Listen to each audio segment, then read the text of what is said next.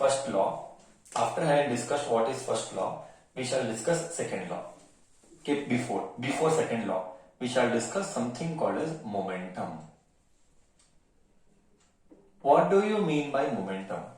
This is going to come in 11th also.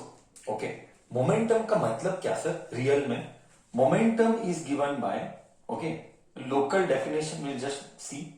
Momentum is given as product of mass and velocity. It is product of mass and velocity.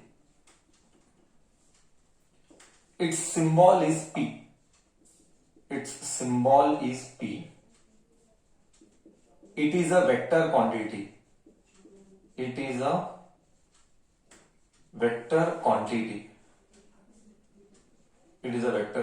Its symbol is P.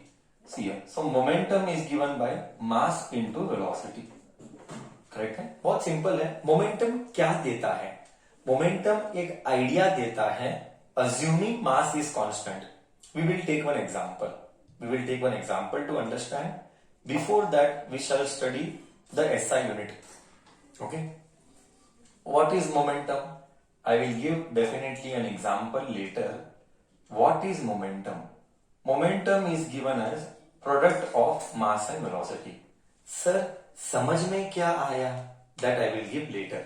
Okay, just for now you will remember momentum is mass into velocity. What is the unit? Mass का unit is kg.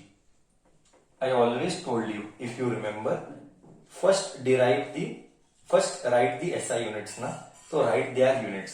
Mass का unit kg है and velocity का unit metre per second है. तो unit क्या हुआ?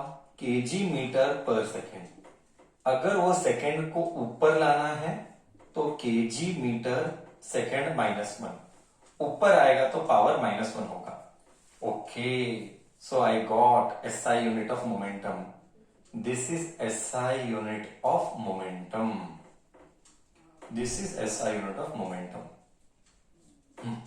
Okay, now we will try to understand with the help of example. A body of mass 5 kg has momentum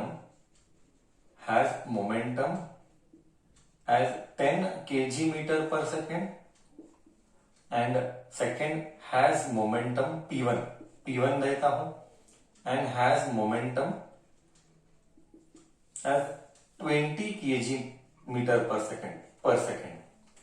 पर को ऐसा लिख या ऐसा लिख, it is a matter of choice. This is P2. सी, समझ में क्या आया? ध्यान से देखेगा ये 5 kg है, उसमें से मोमेंटम 10 है और मोमेंटम 20 है. सी, मुझे पता है momentum is mass into velocity. Mass तो दोनों के लिए सेम है. रिपीट, मास तो दोनों के लिए सेम है. इसका मतलब क्या? ज्यादा मोमेंटम यानी क्या? ज्यादा मास तो दोनों के लिए सेम है. You have to analyse properly. Mass तो दोनों के लिए सेम है. मोमेंटम ज्यादा बोले तो क्या ज्यादा? Put it in the chat box. Momentum ज्यादा यानी क्या ज्यादा?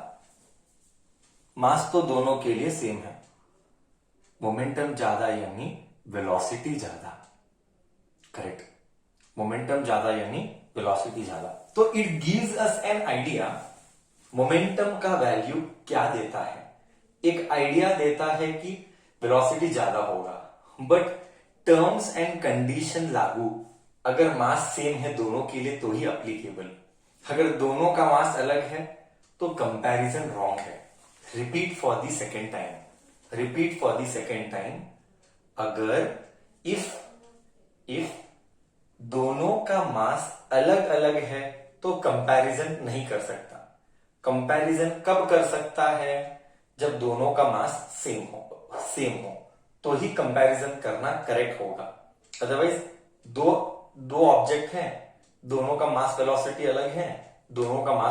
अलग है, बट ओवरऑल जनरल में momentums gives us an idea how big the value is और how big the impact can be, how big the impact can be while collision while dash मारते time, collision यानी dash मारना हम करेंगे, अभी हम आगे वही करेंगे, हम कोलिजन करेंगे। कोलिजन कितना भयानक होगा, डैश मारना कितना भयानक लेवल का होगा और ड्रास्टिक लेवल पे होगा, उसका आइडिया मोमेंटम देता है। बड़ा मोमेंटम यानी कोलिजन भयानक है, छोटा मोमेंटम यानी कोलिजन हल्का है। That gives us an idea about how, what value, what magnitude का कोलिजन हुआ है। मोमेंटम का वैल्यू एक आइडिया देता है बस। बट बुक्स के लिए क्या याद रखना, ये तो फील के लिए बोला, था। बट बुक्स के लिए क्या याद रखना है, बुक्स के लिए याद रखना है momentum is product of mass and velocity, it is a vector quantity, its unit is kg metre per second. Okay sir, momentum नहीं पढ़ेगा तो सेकेंड लॉ नहीं आएगा। सेकेंड लॉ के लिए मोमेंटम पढ़ना जरूरी है। बस ठीक है, इतना बोला मोमेंटम के लिए काफी है। बस क्लियर एकदम कॉन्सेप्ट। अब सेकेंड लॉ पढ़ सकते हैं, मोमेंटम पढ़ा तो सेकेंड लॉ पढ़ सकते हैं।